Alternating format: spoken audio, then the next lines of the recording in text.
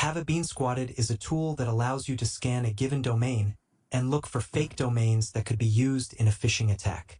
When you enter the domain, it scans and displays domains inserting letters and numbers that could confuse an unsuspecting user.